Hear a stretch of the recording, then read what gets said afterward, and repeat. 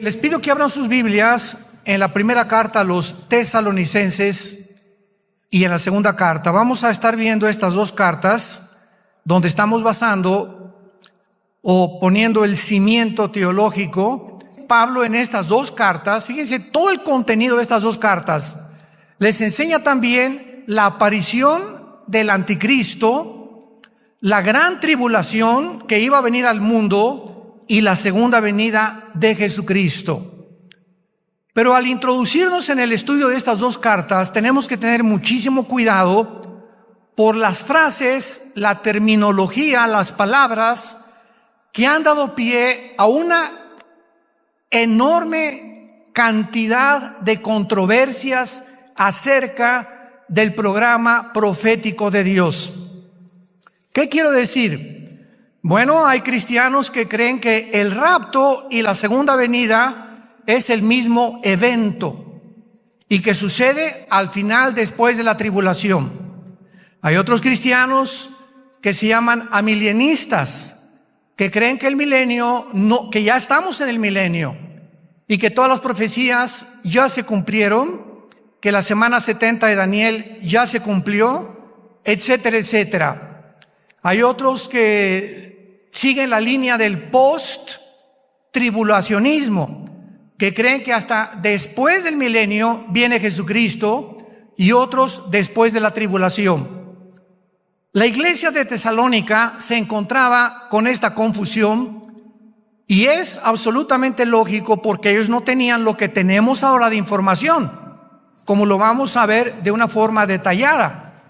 Entonces Pablo tuvo que salir de Tesalónica por la persecución, y más tarde les manda estas dos cartas porque le comenzaron a llegar mensajes de los cristianos de Tesalónica que creían que ya estaban en la tribulación. Qué tremendo, ¿no? Ya creían los cristianos por la persecución tan recia que había del Imperio Romano contra los cristianos que estaban en la gran tribulación. Entonces Pablo en la primera carta les da a conocer el arrebatamiento de la iglesia en el capítulo 4, versículo 16 al 17, cuando les dice: el Señor mismo con voz de mando, con voz de arcángel, con trompeta de Dios, descenderá del cielo, y los muertos en Cristo resucitarán primero. Quiero que observen en este simple versículo la frase en Cristo, los muertos en Cristo. Siempre que tú veas en el Nuevo Testamento, tú como un buen estudiante de teología y de la Biblia, la frase en Cristo, que se repite muchísimas veces en la carta a los Efesios, significa los que estamos injertados, unidos, amalgamados en el cuerpo de Cristo mediante el bautismo del Espíritu Santo. Como dice 1 Corintios 12:13, todos hemos sido bautizados por el mismo Espíritu en el cuerpo de Cristo. En otras palabras, cuando tú recibiste a Cristo como tu Salvador, en ese momento naciste de nuevo, sin que tú ni siquiera lo hayas experimentado o sentido. Lo creemos por fe. Ha habido una resurrección de tu espíritu dentro de ti a la vida espiritual, porque antes estábamos muertos, separados de Dios espiritualmente. Cuando recibiste a Cristo, fuiste regenerado, cambiado completamente de naturaleza. Fuimos transportados en ese momento de un reino a otro reino, del reino de las tinieblas al reino de la luz admirable de Jesucristo, como lo dice Colosenses capítulo 1. Y en tercer lugar, fuimos bautizados con el Espíritu Santo en el momento de nuestra conversión, no después, porque por muchos años vamos a ver lo que es la apostasía. Durante los últimos, yo diría 30, 40 años, se comenzó a enseñar en las iglesias: pasen aquí al frente los que quieran ser bautizados con el Espíritu Santo. Entonces la cristiandad se dividió en dos. En otras palabras, se estaba dando a entender que hay cristianos que son cristianos, pero había otros cristianos que les faltaba algo. Eres cristiano, pero te falta una experiencia que necesitas tener, que es el bautismo del Espíritu Santo. Cuando la Biblia nos demuestra con una claridad absoluta que el bautismo del Espíritu Santo es lo que nos hace cristianos. ¡Qué barbaridad!, ¿no? Y se comenzó a enseñar porque se convirtió en una tradición, porque la mayor parte de las iglesias lo comenzaron a proclamar, sin haber estudiado profundamente esto, y basándose desde luego en algunos versículos nada más del libro de los Hechos, cuando el libro de los Hechos no es un libro doctrinal, es un libro narrativo que narra la experiencia o la transición entre el judaísmo y el cristianismo. Es un libro que nos muestra de qué forma los apóstoles que eran judíos, Cristo fue judío, estaban completamente confundidos porque las promesas eran para Israel. Jesús lo dijo cuando vino en los evangelios: he venido a buscar a las ovejas perdidas de Israel, porque los 4 evangelios pertenecen al Antiguo Testamento. El Nuevo Testamento comienza en Hechos 2 con el bautismo del Espíritu Santo y el nacimiento de la iglesia. Entonces, los hechos que suceden en el libro de los Hechos no son una enseñanza doctrinal que los apóstoles explican en sus cartas, primera y segunda de Timoteo, Gálatas, Colosenses, Efesios, Filipenses, las primeras cartas de Pedro, explican lo que pasó en los hechos y nos enseñan, ¿verdad?, que estas cosas que sucedieron en los hechos fueron algo que Dios permitió, porque la iglesia estaba comenzando a mezclarse con el judaísmo con la iglesia. Tenían que separar los apóstoles lo que Moisés enseñaba de muchas cosas de lo que Jesús enseñaba, y esto se resolvió con el primer concilio de la iglesia en Hechos capítulo 15.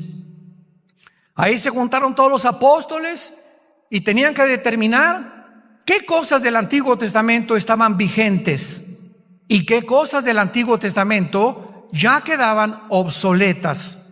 Y la conclusión a la que llegaron fue la siguiente: no hay nada en el Antiguo Testamento, esto es muy importante, abran sus oídos, no hay nada en el Antiguo Testamento que en el Antiguo Testamento era obligatorio que ahora en el Nuevo Testamento sea lo mismo. En otras palabras, ahora nosotros vivimos bajo la ley de la libertad en Cristo Jesús. Y ahora no es obligatorio nada absolutamente en el Nuevo Testamento. Un ejemplo: en el Antiguo Testamento el diezmo era obligatorio. Era obligatorio, lo tenían que dar a fuerza. Y cuando pasamos al Nuevo Testamento, 2 Corintios capítulo 9, cada quien dé como propuso en su corazón, no a fuerza, no por obligación. Si no te nace del corazón darle a Dios, y si en el Antiguo Testamento fue el diezmo, con toda la lógica del mundo, bajo el Nuevo Testamento, con mejores promesas, mejor pacto, un Salvador que vino al mundo y ya pagó por el pecado, ¿cómo voy a seguir bajo la ley dando solamente el 10%? Ahora es el 15, el 20, el 30, el 40, el 50, como tu corazón lo diga. Y mientras más salud espiritual tengas, más darás, porque lo das con alegría. Ya no lo das porque tengo que dar esto y ahí va. Mejor no des nada. Hay otros que siquiera, y esto es verdad, hay muchas personas que han dado su diezmo, ¿verdad?, basados en el Antiguo Testamento, y al mes regresan y quieren que se los regrese. ¿Se imaginan ustedes qué corazón tan perverso puede haber en medio del pueblo de Dios? Entonces, qué importante es que ahora todo es voluntario. Ahora las fiestas de Israel, los tabernáculos, el Sukkot que celebramos, no es obligatorio, es para representar lo que Cristo hacía en medio del pueblo de Dios. Entonces, si no entendemos esto, vivimos bajo la ley. Dice en Colosenses capítulo 2, ya nadie te juzgue si guardas el sábado o no guardas el sábado, o el domingo, o el lunes, o días de fiesta. Todas estas cosas pertenecieron al Antiguo Testamento. Ahora, como una persona un día me dijo, ¿por qué no guarda usted el sábado? Y le dije, ¿qué nada más tú guardas el sábado? Te gano, yo guardo el sábado, el domingo, el lunes, el martes, el miércoles, el jueves y el viernes. Y ya no supo qué contestarme esta persona. Y le dije, ahora todos los días son santos. Ya no hay un día específico. Y además los apóstoles se reunían el primer día, que es el domingo. El Shabbat se los dio Dios a Israel. El cuerpo y la entidad de Cristo es otra entidad completamente diferente. Entonces ahora, si tú trabajas el domingo, pues es tu día de trabajo, pero el lunes en tu trabajo, en tu hotel o en la compañía que tú trabajas, te dan el martes, ese es tu día de descanso. Y por eso no puedes venir a la iglesia, porque el domingo tienes que trabajar y llevar el sustento a tu familia. Y Dios no te juzga, porque no es obligatorio. Nos reunimos simplemente porque el domingo se determinó, bajo el calendario gregoriano en el que estamos, de que el domingo es el día de descanso. Pero ya no hay un día especial, ya no hay Semana Santa tampoco. Oye, que el viernes no como carne, como pescado porque es Viernes Santo.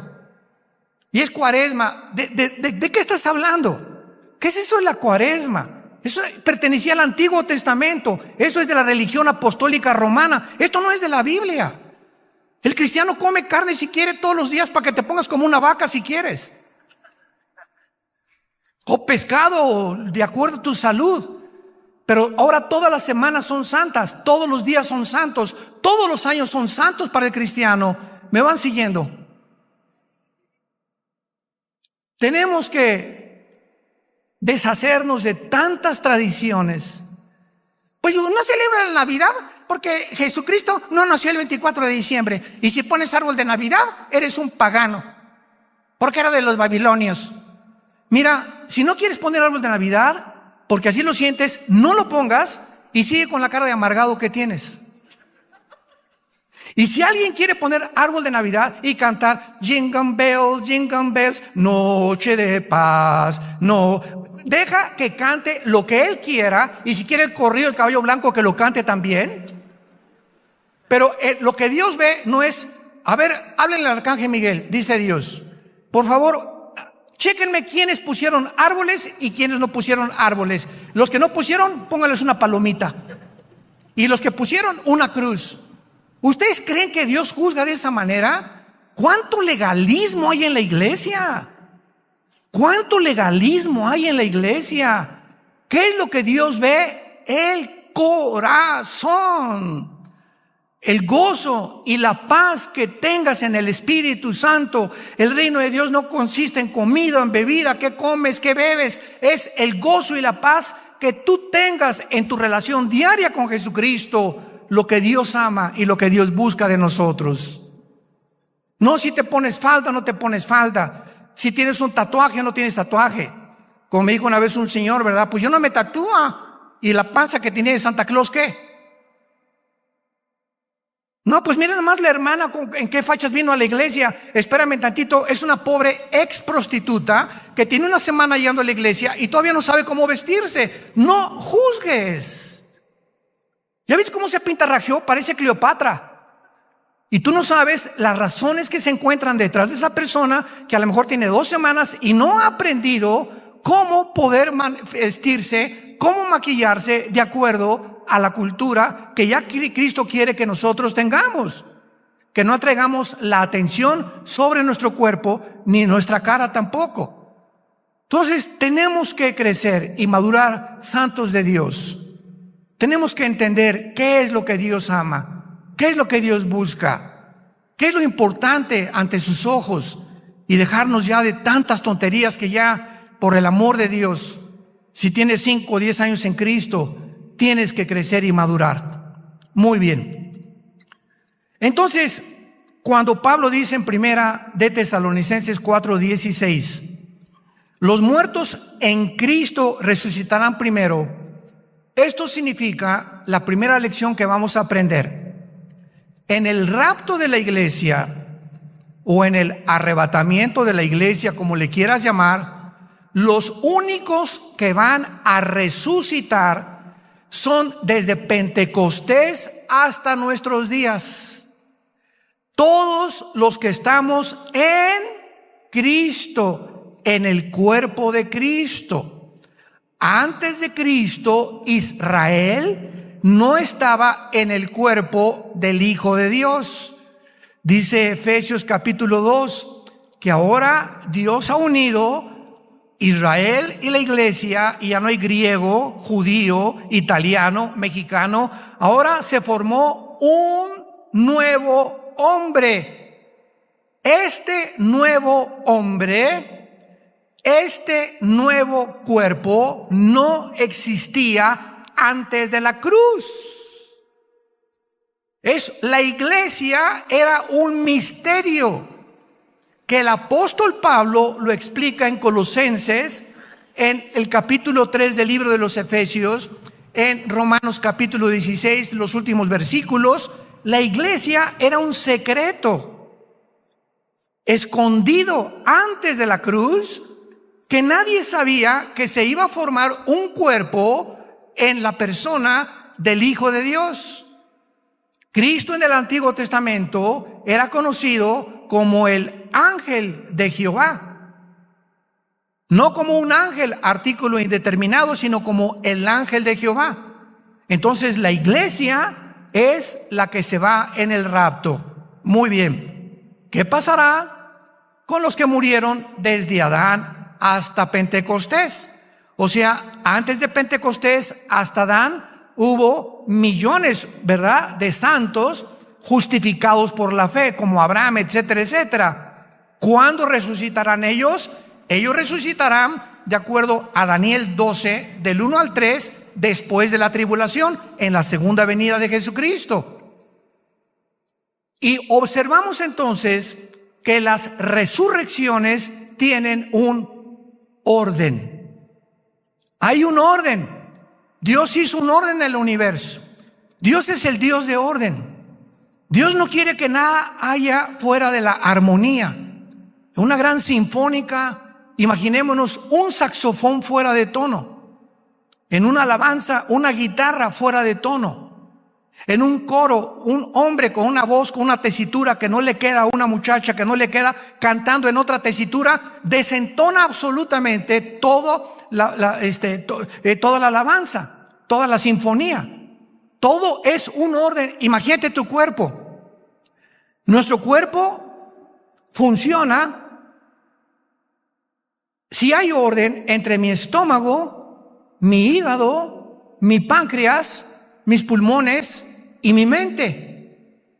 Y si en mi mente no tengo paz, y si en mi mente no tengo estabilidad, si no hay una tranquilidad en mi alma, mi cuerpo no puede estar sano. Y qué interesante que la mayor parte de los médicos en el mundo han descubierto que la enfermedad del siglo XXI, que causa casi el 70% de las enfermedades mentales y físicas, es el estrés. ¿Ustedes creen que es coincidencia que todo este año pasado y parte de este año nunca han habido más suicidios, divorcios, problemas mentales de los niños, de los jóvenes, como en el Japón, que se suicidan 2, 3 al mes, jóvenes menores de 18, 20 años de edad, drogadicción por todo lo que el mundo ha atravesado con la famosa pandemia que hemos todos vivido. Qué impresionante que lo que ha enfermado más al mundo ha sido el miedo. El miedo es el arma favorita de Satanás. ¿Qué fue las palabras que Jesucristo nos dio? ¿Qué antídoto Jesús nos dio hace 2000 años? Que precisamente lo que necesitamos en el siglo XXI. Mi paz les dejo, mi paz les doy. Shalom. Shalom. Resucitando los discípulos que iban al camino de Emaús, se encuentran con Jesús, no lo reconocen, y lo primero que les dicen, Lucas 24, Shalom. Shalom es la palabra perfecta en el hebreo, porque implica paz, seguridad, esperanza, bienestar y salud. Cuando tú tienes paz, hay armonía en todos tus órganos dentro de tu cuerpo. Y si tú tienes algo que comience a disfuncionar y comienza a afectar las demás partes de tu cuerpo, es lo que se llama, estás enfermo. Entonces, ¿qué es lo que nos enferma? La desarmonía que existe dentro del cuerpo humano, porque algo causó esta desarmonía dentro de tu cuerpo. Y esto es precisamente lo que Dios quiere que nosotros podamos entender. Muy bien. Ahora, en la primera carta a los Corintios, capítulo 15, versículo 51 en adelante, ya Pablo nos explica el misterio que solo a él se le reveló. Ni a Pedro, ni a Santiago, ni a Lucas, ni a Juan, ni a Judas, el medio hermano de Jesús, a ninguno de los apóstoles le agradó a Dios revelarle lo que le reveló únicamente al apóstol Pablo. Y esto nos habla claramente de los diferentes talentos y revelaciones que tenemos del mundo espiritual. Por eso hay un Jeremías, hay un Isaías, hay un Amós, hay un Ezequiel, que tienen diferentes perspectivas del mundo espiritual, como Dios los trató, pero que todos, ¿verdad?, hacen una armonía en la mente de Dios. Y dice el apóstol Pablo en su primera carta a los Corintios, capítulo 15, versículo 51, he aquí les digo un misterio. Un misterio es algo no revelado antes. Es un secreto que no se conocía antes. ¿Qué está diciéndoles Pablo?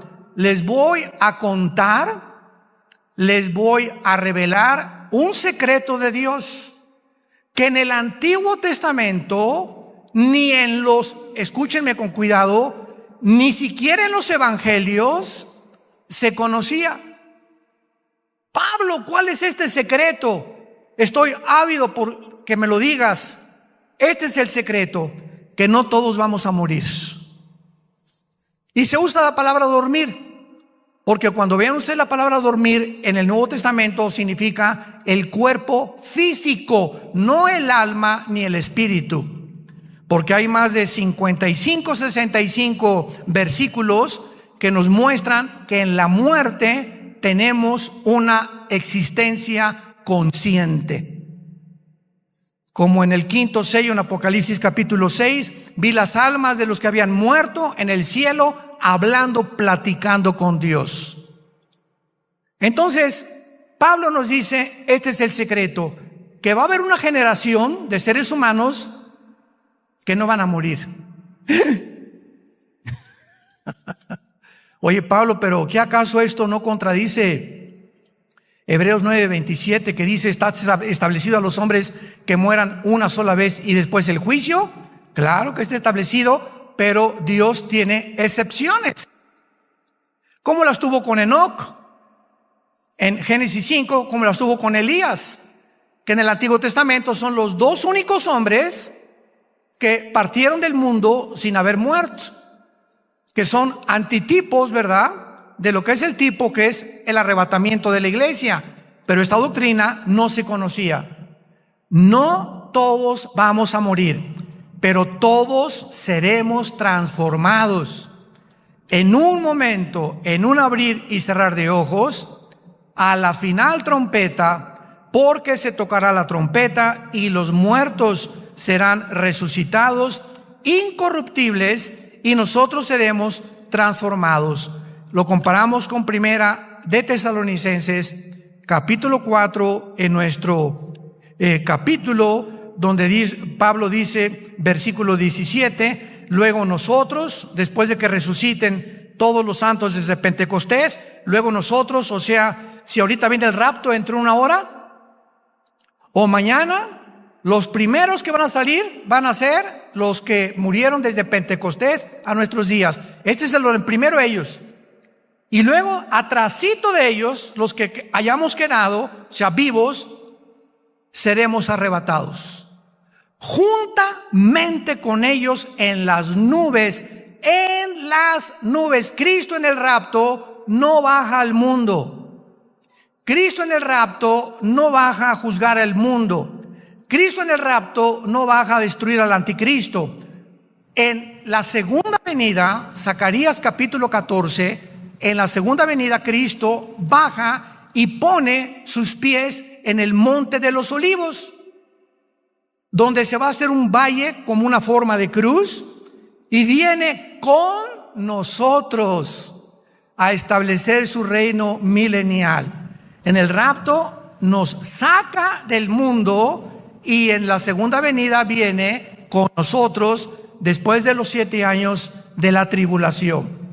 Entonces, si estamos ahorita manejando, comiéndote tu torta entre 2-3 horas, o mañana estás en Chapultepec corriendo, etcétera, etcétera, y viene el rapto, la ropa de todos nosotros se cae en el suelo, con la cosa que traes aquí en la boca. Y vamos a desaparecer millones de personas sin que el mundo tenga una explicación. Pero habrá millones de personas que eran cristianos, entre comillas, profesantes, que van a venir aquí al Salón Le Crillon y no van a encontrar a nadie. O van a encontrar a otros como ellos, que venían y estudiaban y asistían a la iglesia, pero nunca fueron nacidos de nuevo. Nunca tuvieron una relación personal con Jesús. Nunca ganaron a ninguna alma. Nunca le hablaron a nadie, ni a su familia, de Jesucristo y de su muerte en la cruz. Sus vidas nunca cambiaron ni fueron transformadas. Eran religiosos. Este hecho, pues, es el que Pablo explica en la primera carta a los tesalonicenses. Y nos brincamos al capítulo 5 de la primera carta a los tesalonicenses. Y vean ahora cómo el orden de Pablo es lógico y de qué manera tan profunda nos revela el Espíritu Santo los acontecimientos o los eventos de acuerdo al calendario de Dios. Pero acerca de los tiempos y de las ocasiones, no tienen necesidad, hermanos, les está hablando a los cristianos, hermanos, de que yo les escriba. Porque ustedes, ¿quiénes son ustedes? Los cristianos. Ustedes saben perfectamente que el día del Señor vendrá como ladrón en la noche. Pablo introduce una frase que se repite 4 veces en todo el Nuevo Testamento y se llama el día del Señor. El día del Señor, apúntalo, siempre tanto en el Antiguo Testamento como en el Nuevo Testamento se refiere a los 7 años de la tribulación. Veamos rápidamente estas veces que se repite el día del Señor. Por ejemplo, en 2 de Pedro, capítulo 3, versículo 10. Pero el día del Señor vendrá como ladrón en la noche, en el cual los cielos pasarán con gran estruendo, los elementos ardiendo serán deshechos, y la tierra y las obras que en ella hay serán quemadas. ¿De qué está hablando el apóstol Pedro? Del final de la tribulación. cuando todo sea quemado, para que podamos entrar a reinar en este mundo. Brincamos a Apocalipsis capítulo 1, versículo 10. Yo estaba en el Espíritu, ¿cuándo? En el día del Señor. Muchos creen que aquí Juan está diciendo, yo estaba el domingo, en el día del Señor. Cuando Juan dice, yo estaba en el Espíritu, en el día del Señor, él está diciendo, lo que les voy a revelar ahorita, que es todo el Apocalipsis, me fue dado por el Espíritu Santo, y yo me encontraba en el tiempo de la tribulación, que es lo que habla todo el Apocalipsis. El Apocalipsis, después del capítulo 4, que la iglesia ya no vuelve a aparecer, menciona 21 juicios, 7 de sellos, 7 de las trompetas y 7 de las copas. 7 por 3, 21. 21 juicios que caerán sobre el mundo de parte de Dios. Y Dios no nos ha puesto, lo vamos a ver después, para la ira. No nos ha puesto para que estemos esperando al anticristo. Nos ha puesto para que seamos consolados esta mañana y sepamos que ya no tarda venir por nosotros. Muy bien.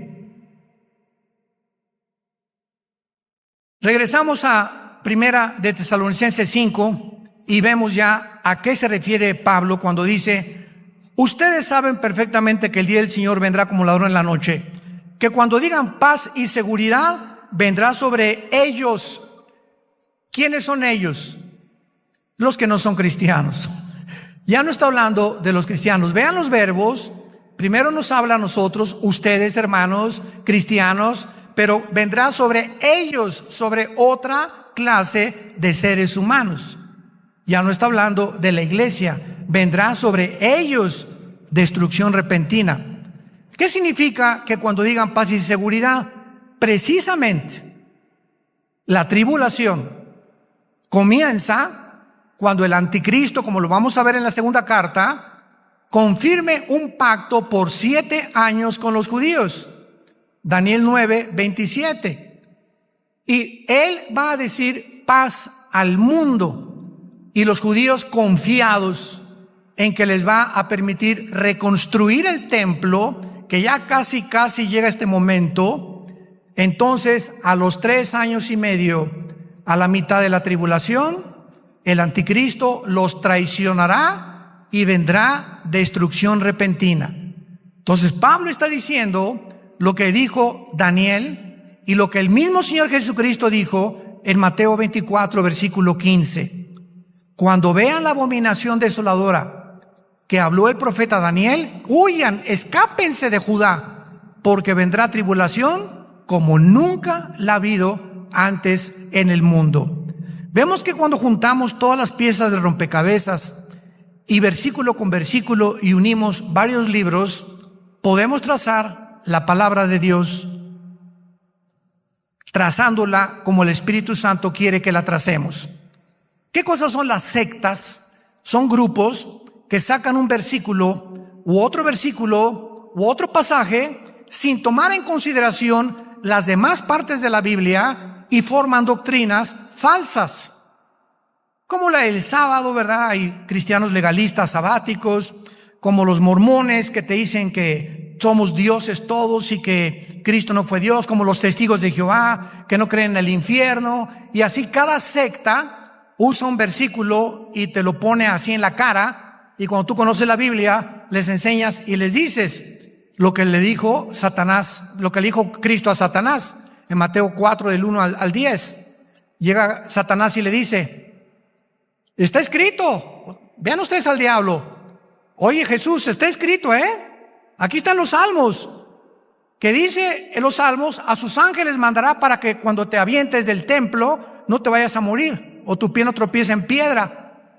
Y Cristo le contesta: pero también está escrito. O sea, no me la cites fuera de contexto, porque fuera de contexto es un pretexto. Entonces, esta es la razón por la cual hay tanta gente que cita versículos de la Biblia, pero fuera del contexto. Y es cuando se hacen herejías. Por eso se nos manda a ser diligentes, apasionados por la verdad, para que tracemos bien la palabra de verdad que es la palabra de Dios. Y dice Pablo entonces, cuando digan paz y seguridad, vendrá destrucción.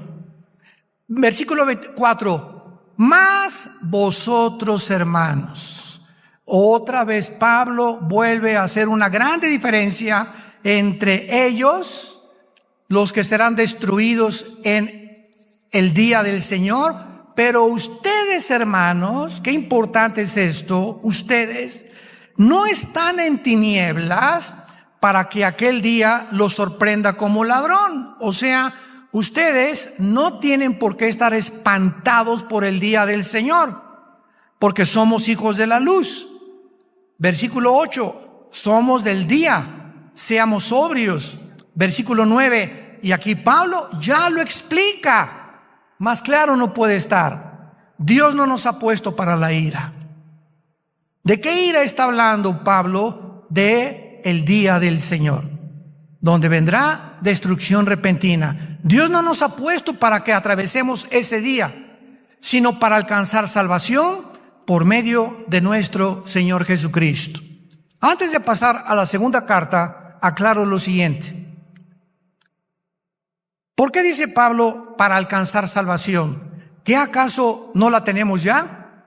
Son muy buenas preguntas, Un buen estudiante de la Biblia está escudriñando, ¿y por qué esto? ¿Y por qué aquello?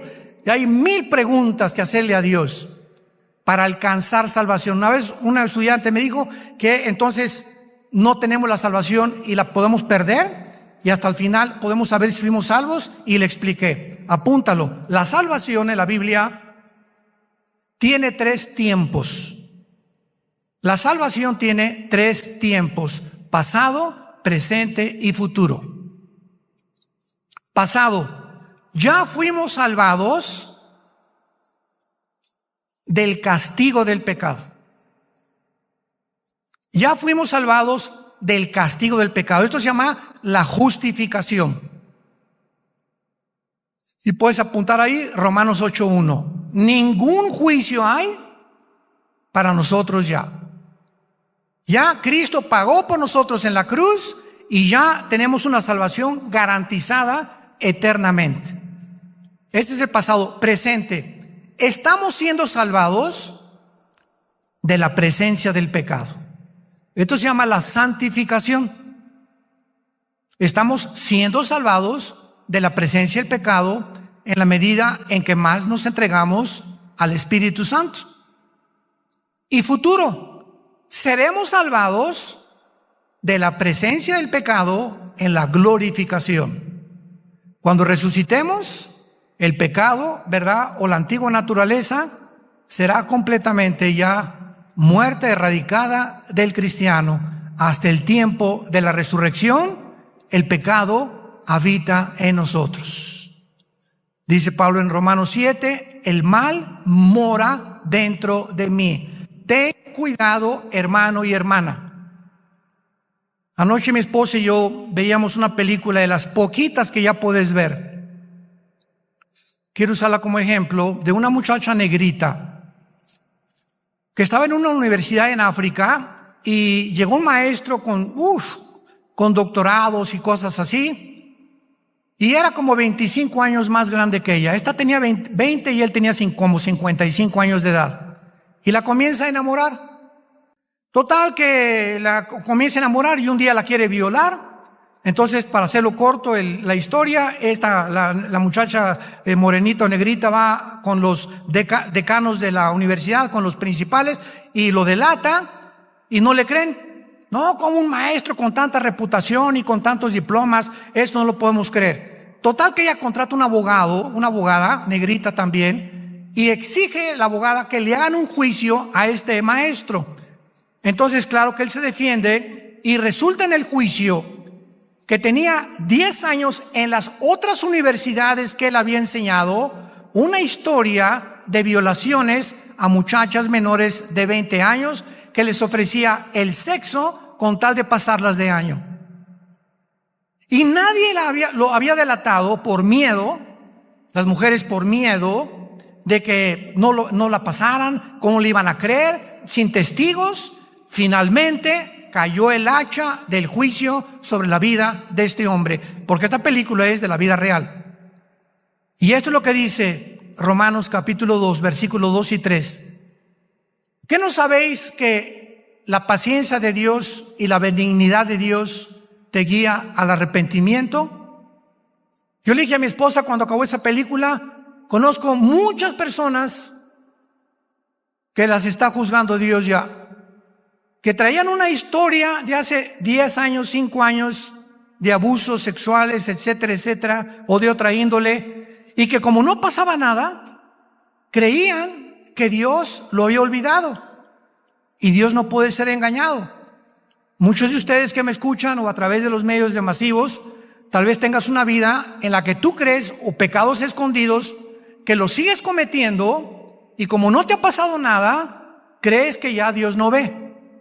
Y quiero decirte algo, tarde o temprano cae el hacha sobre el árbol, y todo árbol que no da fruto, Mateo capítulo 3, será cortado.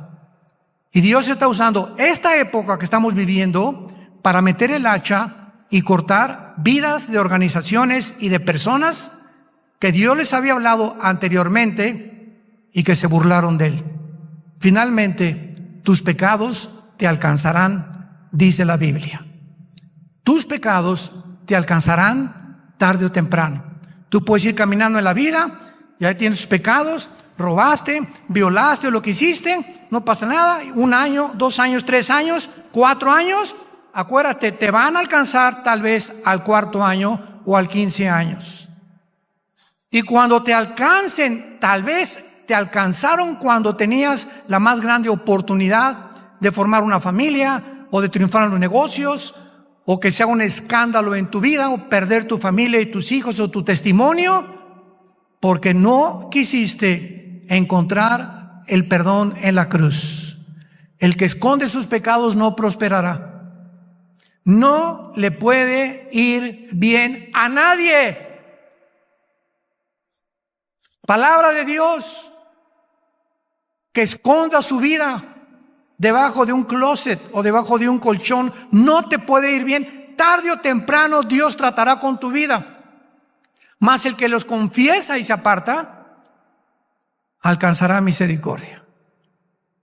Dios es grande y misericordia y te quiere perdonar. Esta mañana quiere llamarte y decirte te amo. En esa cruz pagué por todo lo que tú habías hecho y por lo que crees que tienes escondido. A mí no me engaña. Dios conoce las intenciones de nuestro corazón. ¿Por qué no aprovechas esta mañana para venir a la cruz? Reconciliarte con Él, hacer la paz con Él y no salir por esa puerta ya creyendo que te va a seguir yendo bien en la vida, cuando en tu vida hay pecados que no has confesado delante de su trono. Te damos gracias, Padre, por tu palabra en esta mañana. Gracias, Señor, porque tu palabra es verdad.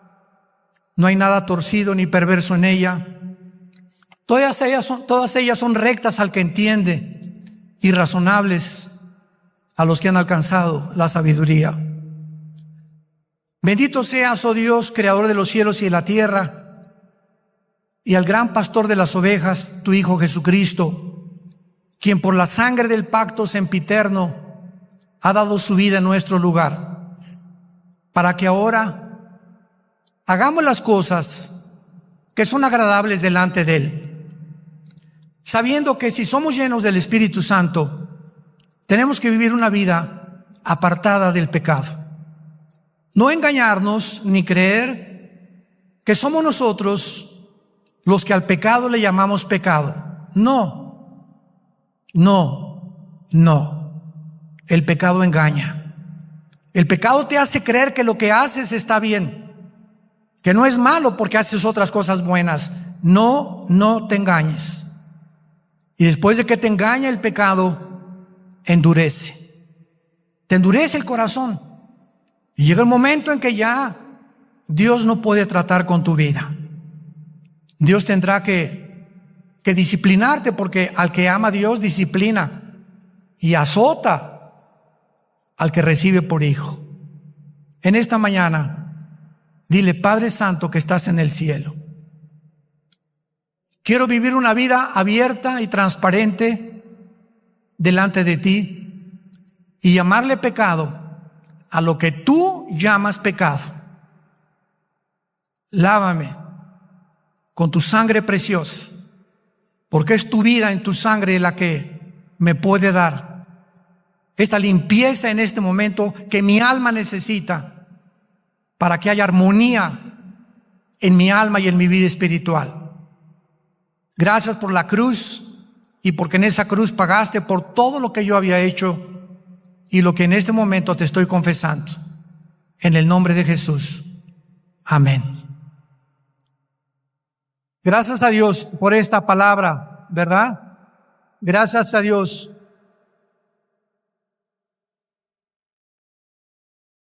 Esta palabra debe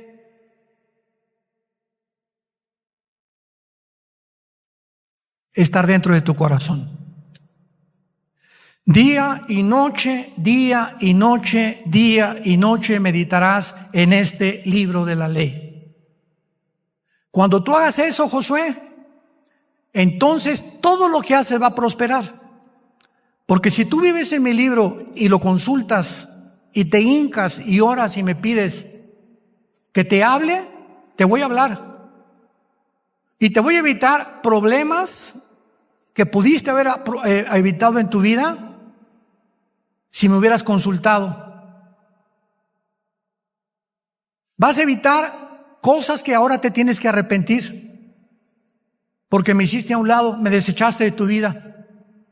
Pero el diablo, esto es lo que él quiere. Cuando el diablo haga esto en tu vida y saque de ti la palabra de Dios, y en lugar de la Biblia oigas a tu amigo, a tu amiga, a tu comadre, al brujo, a los astrólogos, a las opiniones del mundo, es cuando te sales y cuando te das cuenta, si eres cristiano, viene el hacha del juicio a tu vida tarde o temprano, porque Dios al que ama disciplina. Y finalmente, si eres cristiano y no te arrepientes, porque los hay, pero tienes la salvación, ¿qué pasa? Dios te lleva a casa antes de tiempo.